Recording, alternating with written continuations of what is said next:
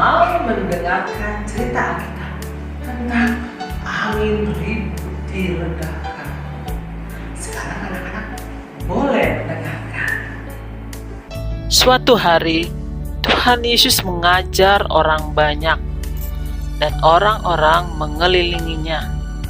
Sore harinya, Tuhan Yesus mengajak murid-muridnya untuk pergi bersama naik perahu.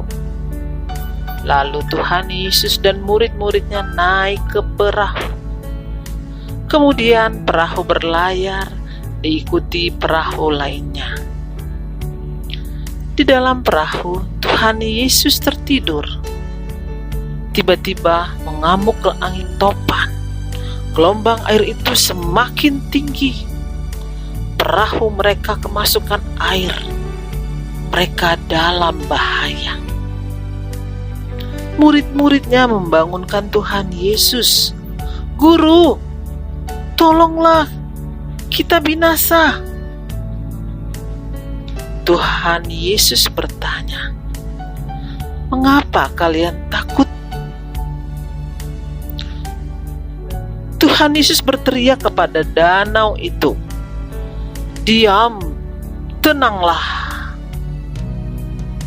Lalu angin dan air itu pun reda, dan danau itu menjadi teduh kembali. Tuhan Yesus bertanya, "Mengapa kalian tidak percaya?" Angin dan air di danau itu menuruti perintah Tuhan Yesus.